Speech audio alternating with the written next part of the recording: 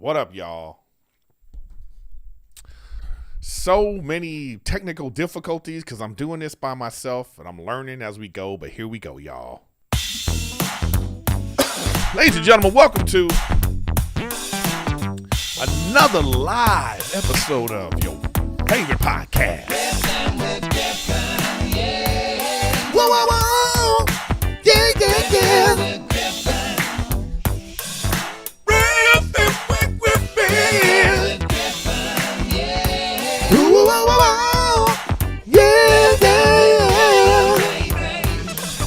All right, ladies and gentlemen, we are here. It was championship weekend. Got to talk about that. I went to the game. I was at SoFi. Most exciting game I've ever been to. Sporting event I've ever been to in my life. Make sure you guys subscribe, share, and all that kind of stuff. So we're going to talk about that. We're going to talk about both teams, all the games. We're going to talk about Tom Brady retiring. Also, I'm going to get into Boba Fett and Archive 81 on Netflix. But, ladies and gentlemen, thank you for being here. Riffin with Griffin.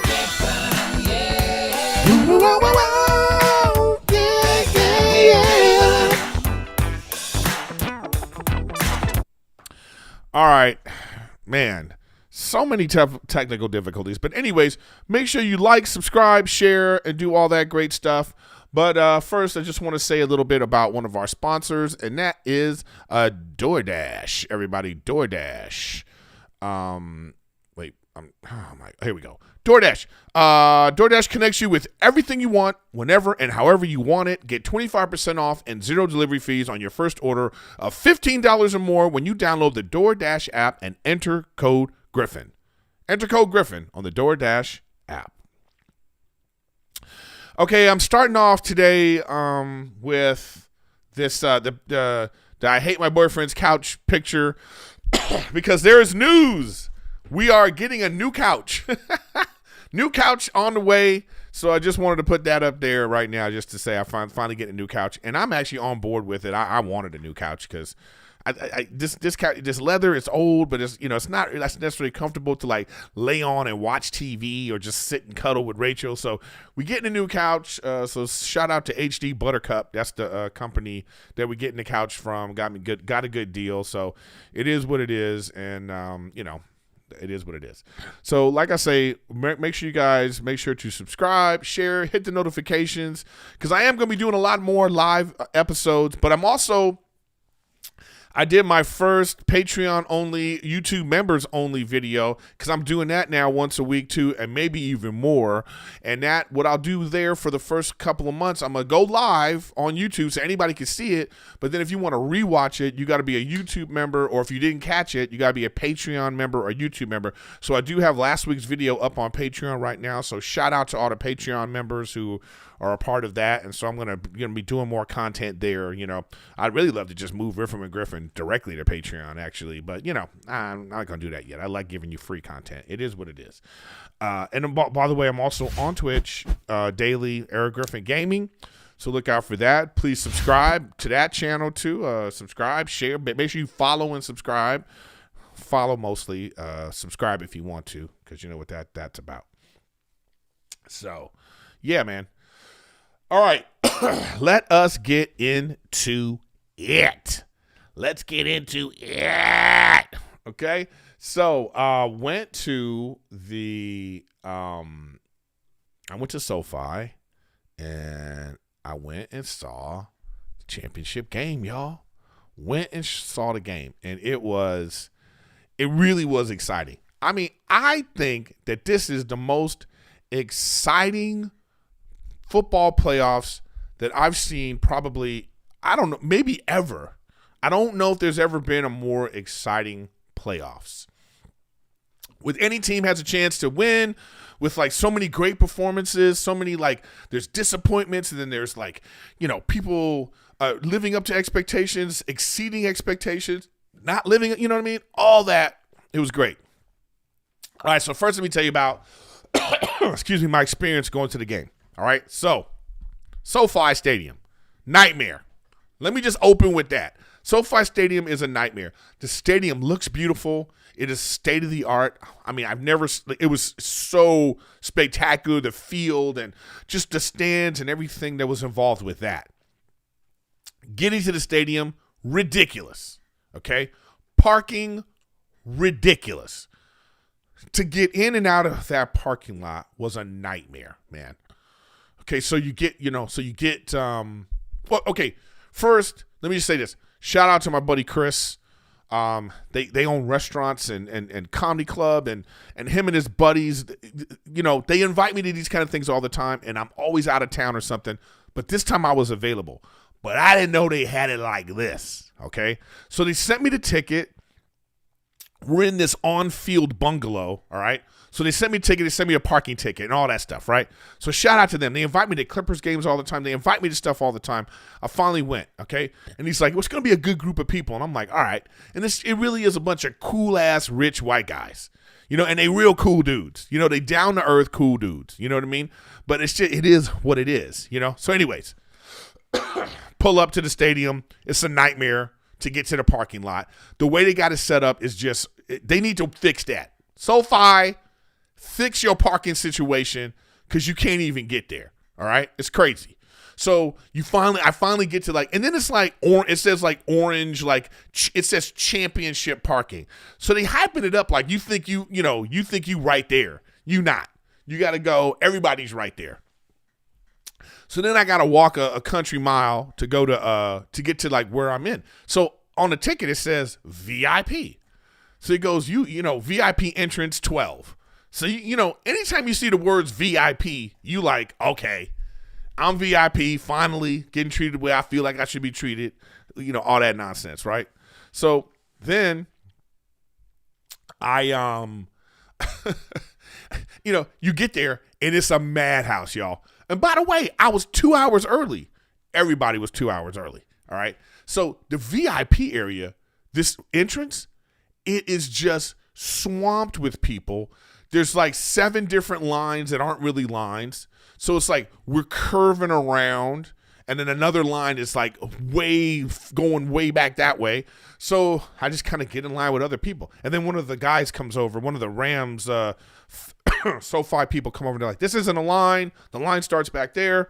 So then we all move. And then another line where we were still forms.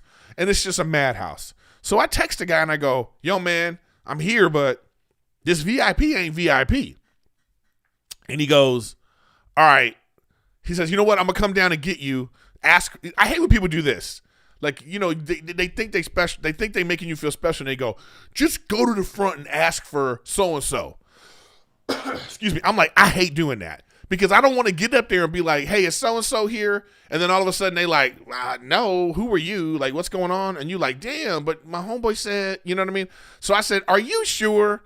Because this is a madhouse and I ain't walking up here making a fool of myself.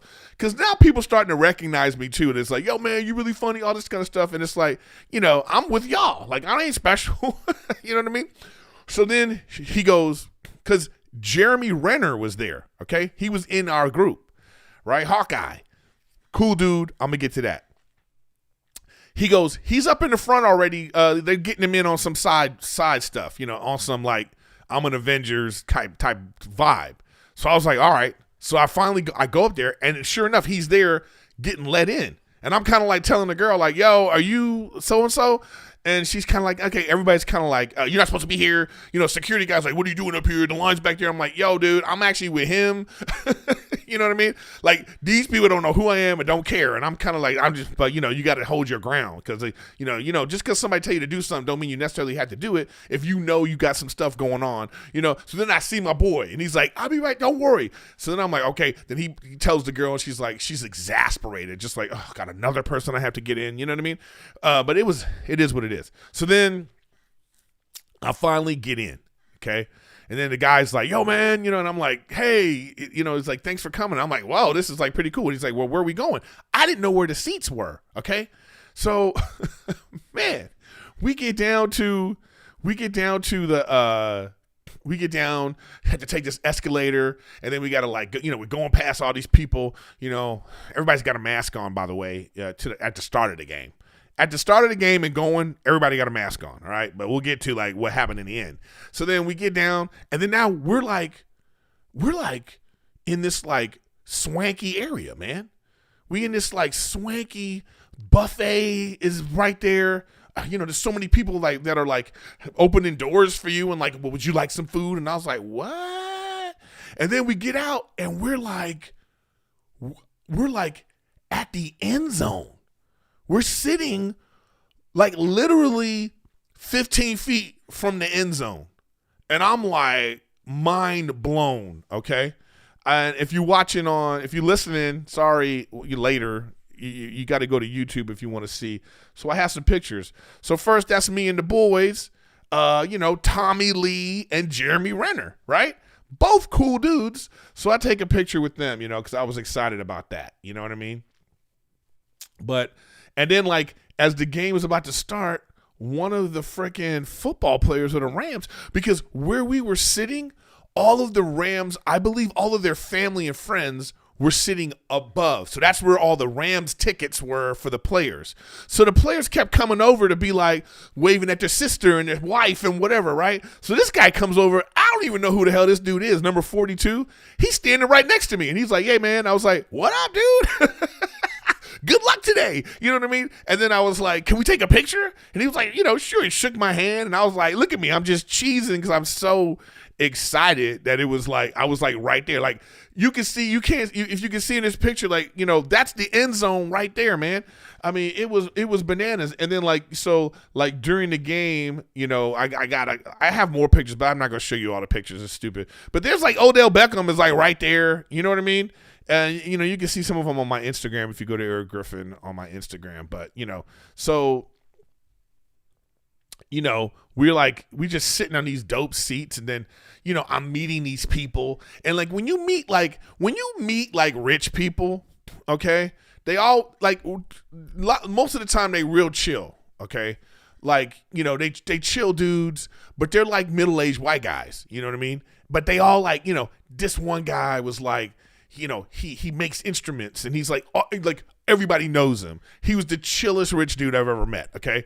And he's there just, cool. You know what I mean? And here's another guy that owns like 17 restaurants. This other guy, it was that kind of vibe. And then here's like freaking Jeremy Renner. You know what I mean? Who I'm kind of like, it's like, damn, you know what I mean? Hi. And like, he was a 49ers fan.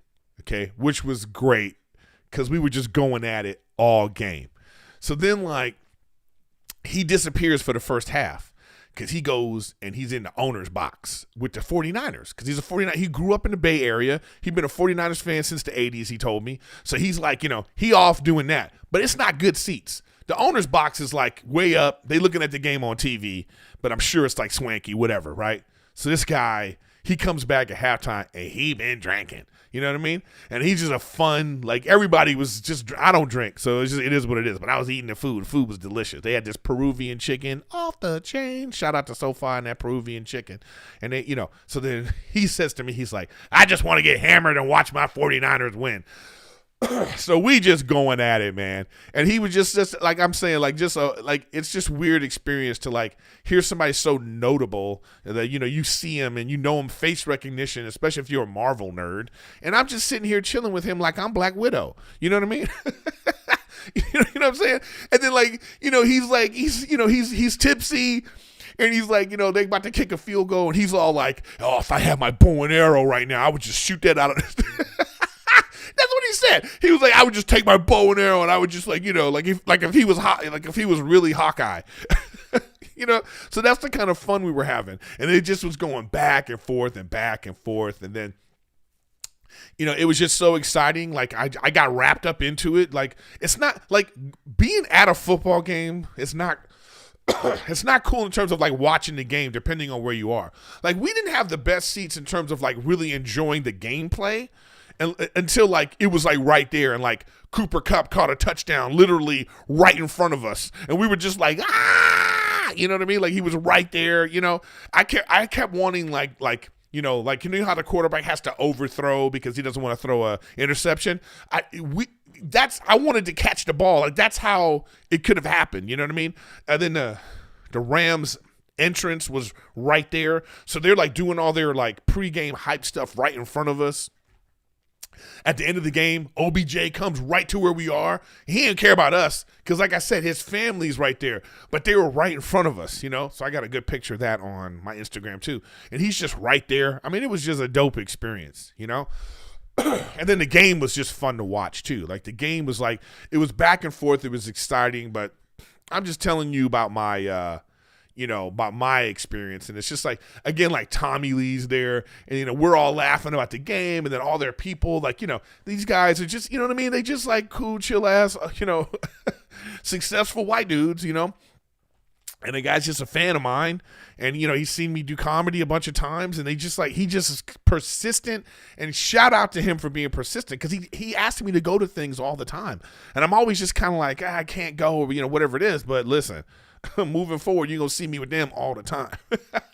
But it was like really fun. And if you see me, I'm just a cheese ball because, you know, I just really enjoy stuff like this. So, like, if you look at this, you know, the picture again, this is just my feeling the whole time. I'm just like, like I'm 11 years old, just like, I can't believe, you know, I'm experiencing it. And I just think that's how you should live life anyway. You know, no matter how old you are or whatever, just enjoy things as they happen. And I was really enjoying. I didn't even know who that was either, by the way. I see somebody in chat saying that. Who's that? I don't know. He's on defense probably. You know what I mean? I would have liked, it would have been great if Stafford came over to say hi to his wife. But you know what I mean? It is what it is. All right, now let's get to the playoffs. Okay? Let's get to the playoffs. Let's get to, I should hold up a second. What is this? Add stream marker. Yeah, let me put that there. So let's get to the playoffs. Man, what an exciting ass playoff game. Like, the playoffs altogether. So while I was in the parking lot of SoFi dealing with that nonsense, I had the game on my thing, and I'm watching the Chiefs versus the Bengals. And the Chiefs are dominating. And it looks like, well, this is it. Chiefs are showing who their true colors, and they really going to do their thing. And then, like, so as I finally get into the stadium, they're playing the game on the big monitor, and everybody's watching too. Because SoFi's got these beautiful big monitors. It's really great. Everything's electronic. I mean, it's a really fantastic stadium. So they're showing the game, and it's tied up. And I'm like, Joe Burrow is the truth, man. Where is he? Right. Yeah, there he is right there. Joe Burrow, truth. Dude is good. He may not be as big as Josh Allen or as fast as Lamar Jackson or as dynamic as what's his name, Patrick Mahomes. But he got that thing, man. Joe Burrow got that thing. He got that it factor. He got that I'm going to do everything I can to win. He very much reminds me of Tom Brady, and we'll get to Tom Brady. He reminds me of a more talented Tom Brady, right? He got that Tom Brady thing with like arm and that physical skills that, you know, Tom Brady didn't have when he was that age. Tom Brady wasn't throwing for 466 yards in any games when he was a second-year player, okay? He didn't start doing that until he got Randy Moss, right? So I'm just saying this is like – Joe Burrow is like for real, and I would not be surprised if they win the Super Bowl. You know, then you're looking at something real special.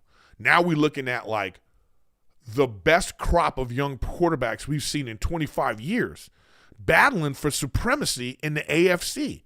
Like, the AFC is ridiculous.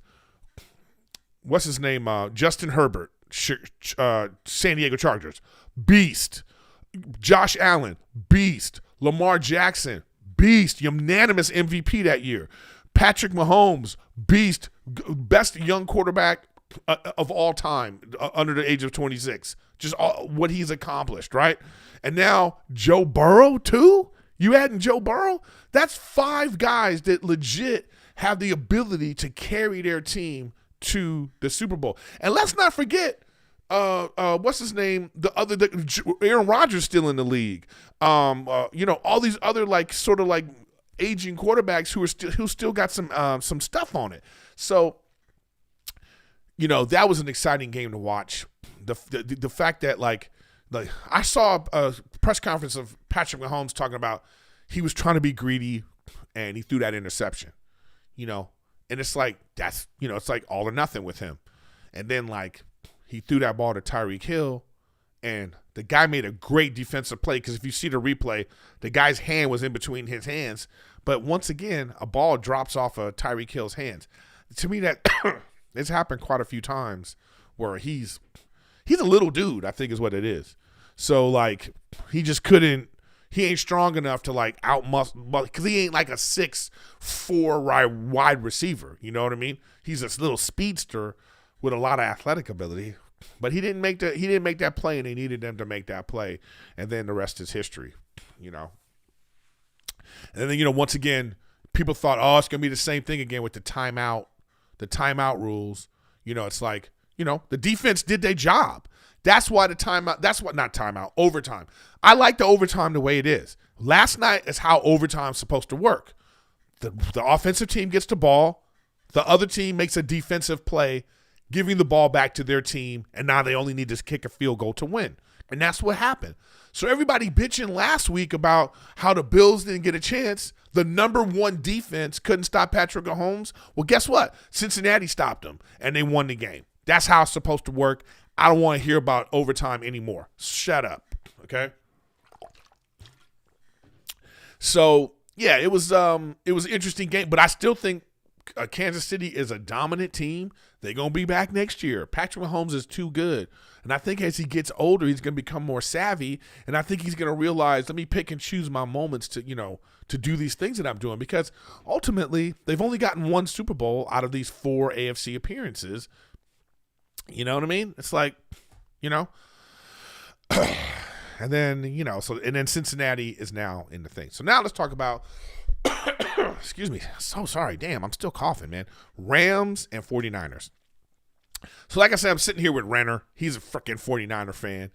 And I'm thinking Jimmy G's finally having the best game he's had in the playoffs. Up to that point, he hadn't thrown a touchdown. He still, by the way, has more interceptions than touchdowns in this year's playoffs. I think he got 3 or 4 interceptions and only 2 touchdowns. The 2 touchdowns he threw in this game. But he was balling. Like, Jimmy G's a survivor, man. He a winner. He just don't have the skills to do what these other guys can do. But, like, he was out there doing his thing. And I was like, uh-oh. Because they were up. They had the lead. And their defense let them down because this Cooper Kupp and OBJ. Give it up to OBJ. Like, Baker Mayfield, dude, you're trash, man. Like, everything that was happening in Cleveland and how they weren't using this guy, that's on Baker Mayfield. That's on the offensive coordinator for not using this number one dynamic talent, all-time receiver, OBJ, in the proper way. Like, don't put it on him because now he's here with a quarterback that knows how to get him the ball, and the dude's balling out, okay? And it also helps that, Cooper Kupp is like this great, so they're doubling him. And I saw it on the field from my angle, what I'm seeing. I'm like, oh, they're going to go to OBJ here. Because it was just one guy on him, and you can't guard him with one guy. And he was eating him up. And Stafford was getting him the ball. It was like they were methodically moving down the field. Then they got into the end zone. It was just great to watch that. And then how they came back. And then their defense stepped up. Finally, the defense stepped up. It was such an epic battle between, I think these two teams were like, they were evenly matched except for the quarterback position. And I felt for Jimmy G because I feel like Jimmy G is one throw away. He was about this far away from being a 49er great. That pass in the Super Bowl that he missed. Like, he makes that pass and the trajectory of his career is completely different. Same thing last night. Because what's his name? Matt Stafford, he threw, isn't that crazy how those are two like similar white boy names? Sam Bradford and Matt Stafford. It's weird. Anyway, he throws an interception and the guy drops it. Would have ended the game. I think the 49ers would have won, and then we'd be talking different about Jimmy G. But like, even that pass that Jimmy G threw, he was trying to like keep the play going, and the guy missed it. Number 17, that guy dropped the ball. play earlier in the game, and then he missed that catch right there. But it's gonna go on Jimmy G. So Jimmy G just he don't have it, man. He missing something. You know what I'm saying? He missing something that I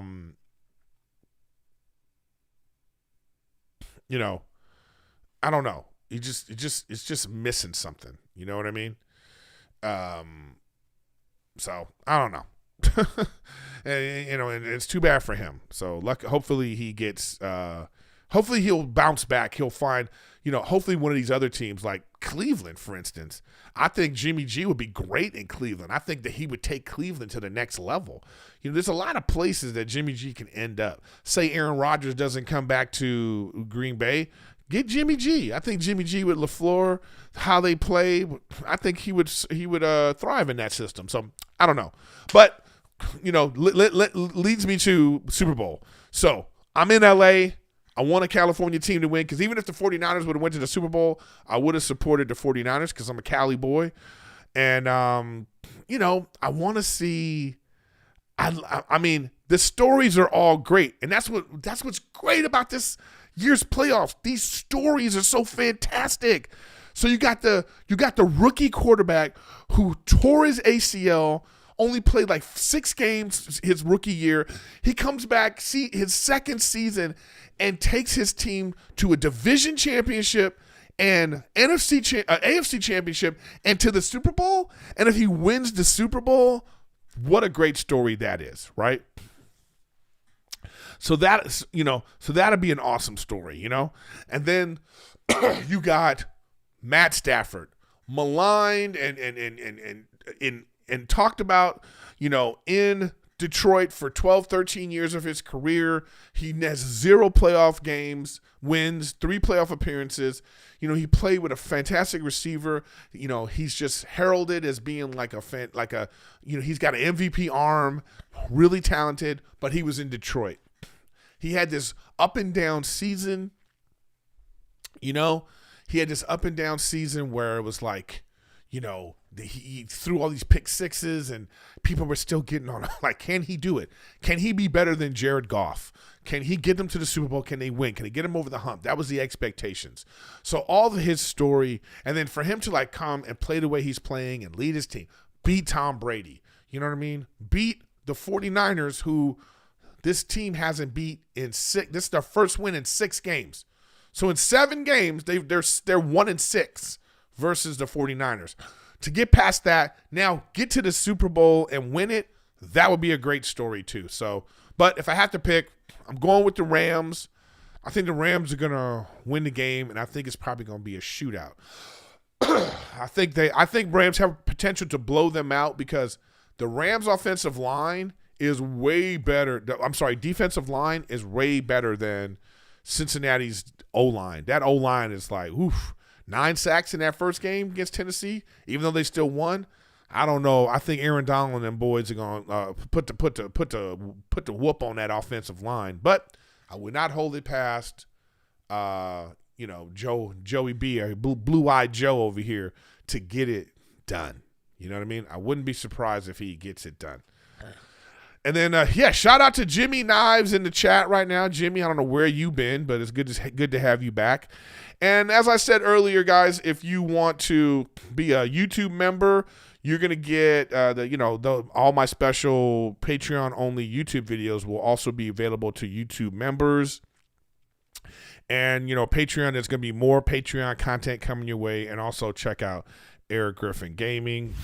Don't check that out too. So, all right, let's get to now the big announcement in the NFL is that good old Tom Brady is finally retiring.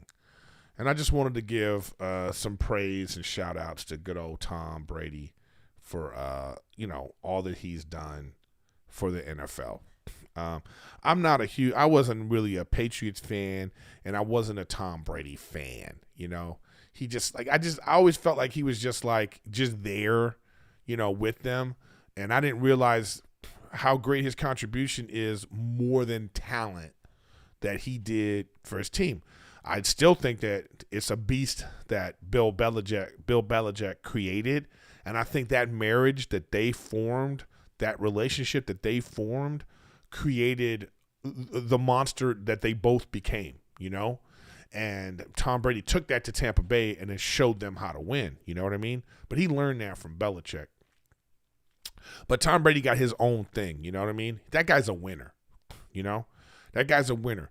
And it's like, you look at someone, like, let's say you look at LeBron James, who is like 6'7", 2% body fat, a freak of nature. And you look at him, and when he doesn't achieve, we say, you're not living up to your potential because of how great we think you should be because of your physical ability. But think about it. The guy been to 10 championships. He's won 4 or 5, however many LeBron James has won. You know, it's like, that's still a great career. But because of his physical attributes, we look at him and go, you didn't do enough. Bananas. But cut to Tom Brady, we look at him and then we praise the person that has overachieved because we don't think that his skill level was good, should be doing what he did. But that just shows you how great his other attributes are. And he's still also really fantastic quarterback. Don't get me wrong. The dude's accurate, great on third down, fantastic game manager, fantastic leader. And all that stuff is like, he just, you know, he's not fast. You know, he doesn't necessarily have the biggest arm. You know what I mean? He's not like some of these other guys. And if you look at their early championships in New England, the defense was spectacular. Like the defense, even when he won in Tampa Bay last year, look at his numbers in the playoffs. Not very good. He had a 3-interception game in the playoffs. That defense was just spectacular, right? So he's always been that guy. He's always the guy you can kind of go, you can poke at. But when it's all said and done, 7 Super Bowls, man. The guy is a winner. He's winning on the field. He's winning off the field with his businesses, with his personality. Like you cannot not like Tom Brady. Like what I realized is I just didn't like the Patriots. I didn't like Boston. But Tom Brady is just a likable, fun dude who, when he started doing the commercials and stuff, we were like, oh man, this dude's cool. And now he's gonna go off into the sunset, you know, with his TB12, with his production company. I would not be surprised if we see him in ownership or something, or maybe he wants to be on TV. I would love to hear his perspective. Who knows, man? But kudos to you. So I just want to give a shout out. Thanks to Tom Brady for 22 years of making me hate him, because he's beating my teams and winning and stuff like that. Only one time as many times as I go to Vegas for the Super Bowl a lot. For years, I would go to Vegas, and because I love betting on the game and all those little prop bets. But anytime I would always bet against the Patriots. So I've lost, and only one time I bet for the Patriots. It was when they played Seattle, and then they won at the last second, and I was like, oh my god, I can't believe this. So, you know what I mean? It's just it's kudos to Tom Brady for just 22 years. Fantastic football. So as I'm looking at the chat right now, I see some things in here. Somebody asked a question: is Stafford better than Goff? Yeah, I'd take Stafford over Goff. Yeah, for sure. And it's because right now they've done the exact same thing. They got their team to the Super Bowl, and I would take Stafford. I think most people would, but then they have a chance to win it, which is what they felt like they couldn't do. I mean, look at Detroit, man. Detroit was terrible this year. They won 2 games. You know what I mean? 2 games. So regardless of whatever's going on over there, you think, come on, what are you worth? I mean, I think a great quarterback is worth, 5, 6, 7 games of just great quarterback play to get your team over the hump, even if it's bad. Russell Wilson does that every single year. I mean, Russell Wilson hasn't won the Super Bowl, and his teams just are up and down. But he himself is good for 6 to 7 games of how his game play. Jared Goff don't got that. He don't got that. All right. But anyways, that's that, guys. All right, so that's my football. That's the football part of the show. And then once again, kudos to Tom Brady. All right, I have been talking about this show on my Patreon only, but I'm going to get caught up right now with you guys, and I'm going to talk about this right now. So this is the entertainment portion of Riffin with Griffin. Let's get to the entertainment stuff. Boba Fett. I talk about episode 4 already. I've talked about it already. Boring as hell. But while I was doing that live Patreon podcast, my chat was all like, yo, dude, episode 5 is great. You got to watch episode 5. So I was super excited. I was like, episode 5 is better. Okay, good. Because that usually happens. Things get better as the season goes. So I was like, all right, let me check this out. So then I went and watched episode 5. And I was like, oh, this is what, how you make Boba Fett better? You do an episode of Mandalorian. Like, that's what they did. They did an episode of Mandalorian in Boba Fett. That was episode 5. It was episode 11 of Mandalorian. But I'm going to tell you what messed me up now. And all the people in chat that were sending me messages and comments trying to explain to me the timeline, you're all wrong. When is this? Like, when is this happening? Because I don't know what's going on. So they showing let's just go through it right now. And you can explain it to me in the comments, okay? They showing you the timeline of Return of the Jedi. That this is Boba Fett in the Sarlacc pit, okay? Where he's being digested by this monster. They show in the flashback that Boba Fett has awakened. He grabs the stormtrooper's air to breathe, and he busts his way out of the Sarlacc pit, and now he's laying in the desert where the Jawas come and steal all his shit. Then he is picked up by the Sand People and taken to their village. When was this? You hear what I'm saying? When was this?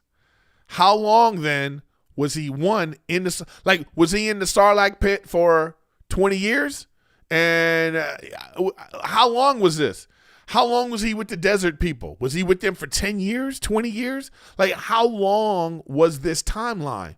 And the reason why I say this is this. When was the Mandalorian? Like, when was the Mandalorian timeline compared to Star Wars Return of the Jedi, Empire Strikes Back, and all those other movies? When was the timeline for the Mandalorian? Because Mandalorian and Boba Fett are happening at the same time. So when I saw Mando in this, I was like, what? This is after Mandalorian because he had the spear. And he's already given up the Boogie Woogie or whatever, the little baby Yoda, whatever his name is, Juba Booby or whatever. I don't know the name. Whatever, you guys can tell me in the thing. So when was this? You see what I'm saying? So now, Mando did all his stuff, and now he's about to link up with Boba Fett. So when is this timeline? So somebody said here that it's like 5 years after Return of the Jedi. I mean, okay, I can rock with that. So he was in the pit for however how long. He worked his way out, and then he was at that camp for like 5 years. But I can see him being at the camp for longer than 5 years. You know what I mean? Maybe that's what it is. But I didn't realize that the Mando timeline, though, see, this is what we have to say. The Mandalorian timeline is soon after Return of the Jedi. That's what that would mean, right? Gorgu or whatever is it? Gorgu, is that his name? Gorgu. So that's what I want to figure out. So I need somebody in the chat. So when you chat, not the chat, but on the comments, now explain to me the timeline. Start with Return of the Jedi. Start with Return of the Jedi. It's ended. The Empire has been destroyed. Now, this is, Boba Fett comes out. So Mandalorian and whatever happened, what was happening with Boba Fett happened in that 5 year, let's say he's at the thing for 5 years. That's when, at the same time, all that stuff with the Mandalorian was happening at the same time too. In the year 4 or 5 of Boba Fett being with the desert people. That's when that was happening. So now Mandalorian's going to work with Boba Fett. It's messing the timeline up for me, and I don't know what's going on.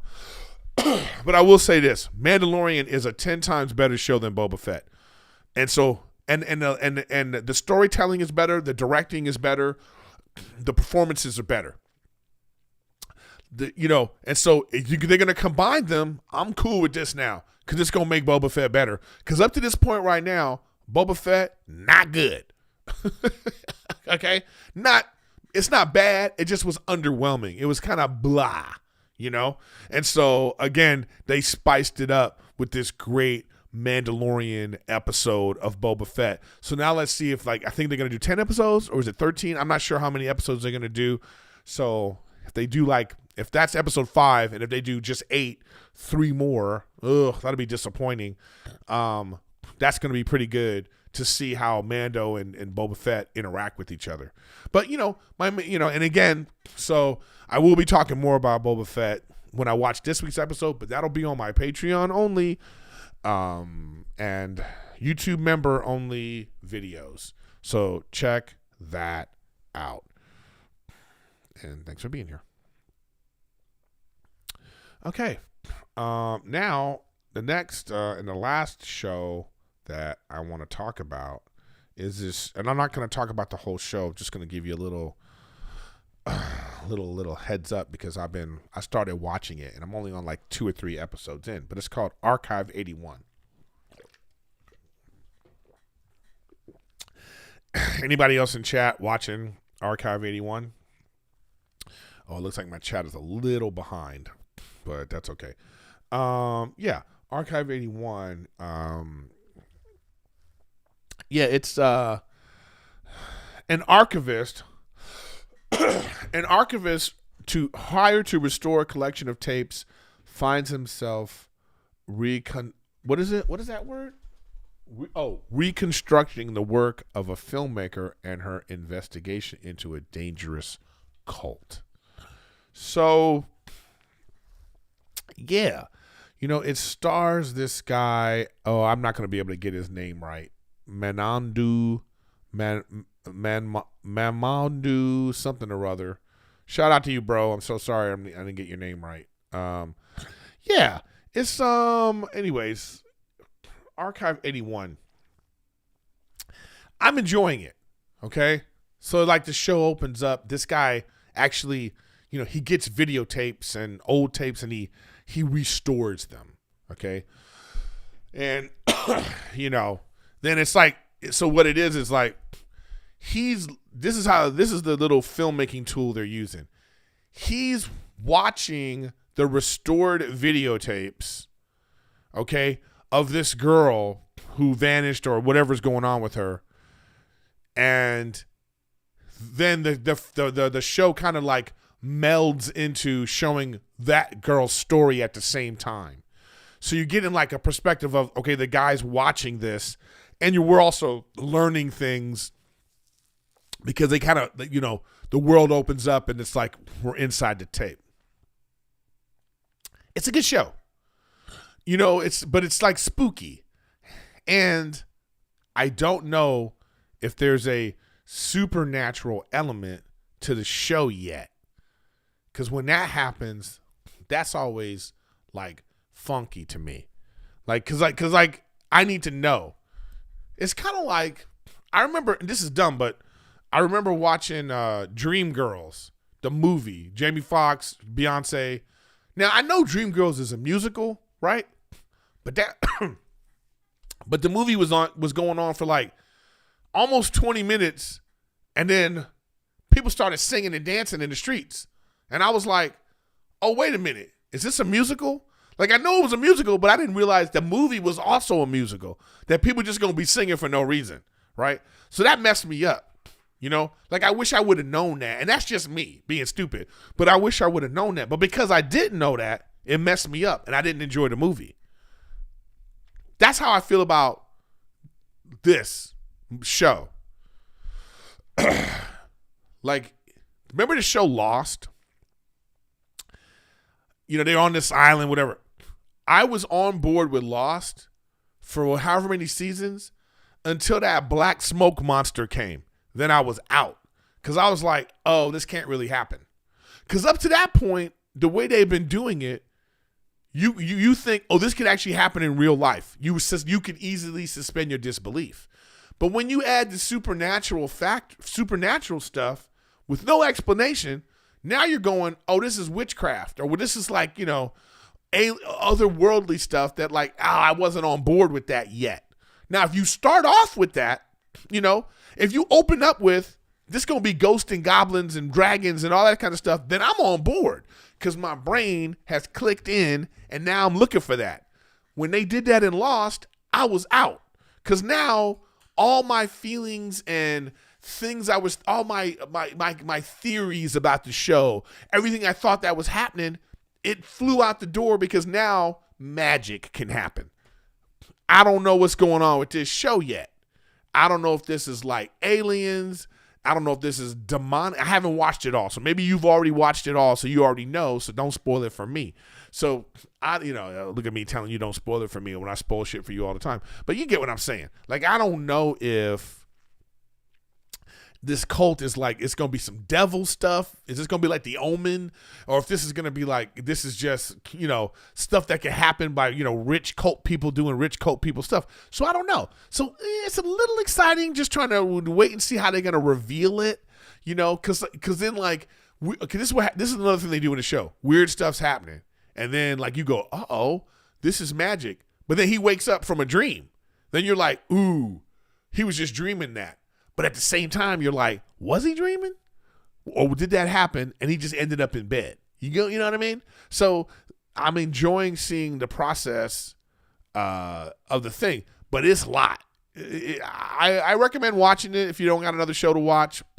It's super artsy fartsy too.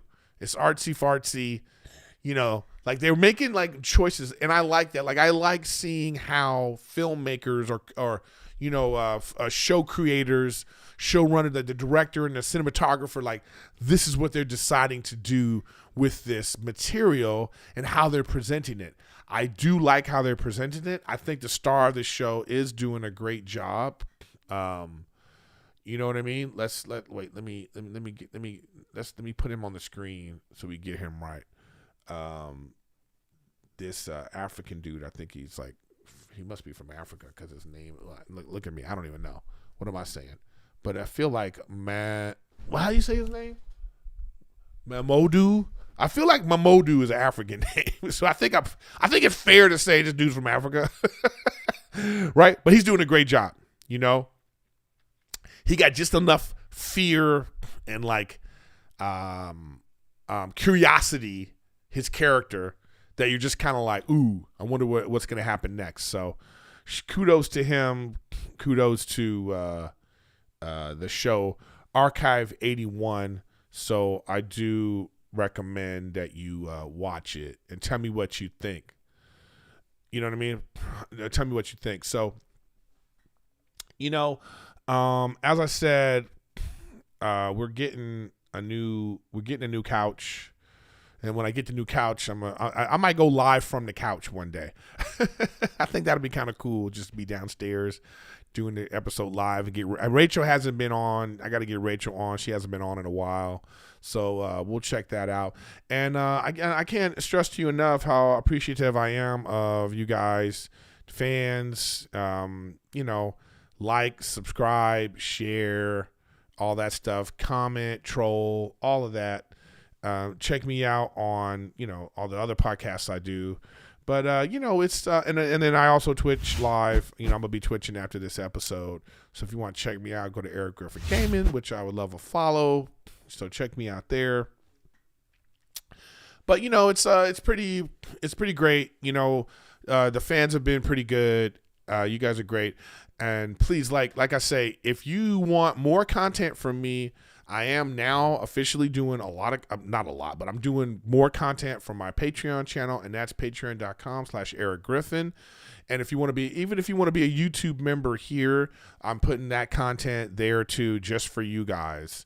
Then after 2 or 3 weeks, I might just make it live for everybody.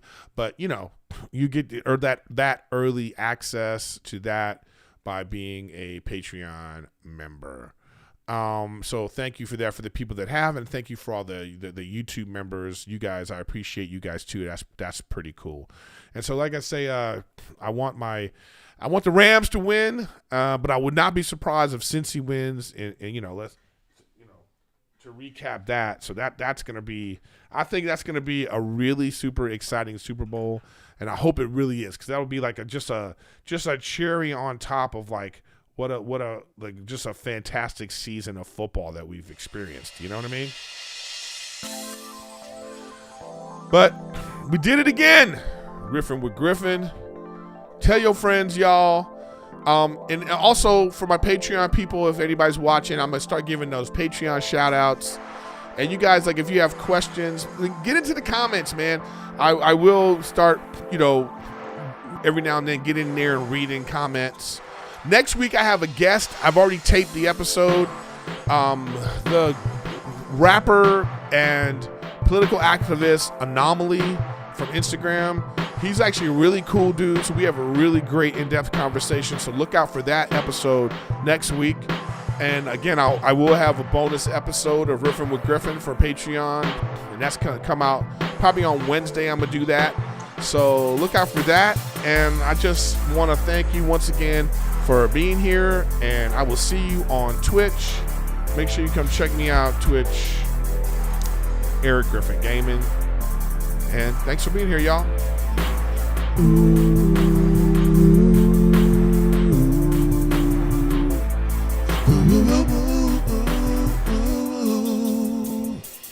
Erik Griffin, Riffin with Griffin, Riffin with Griffin.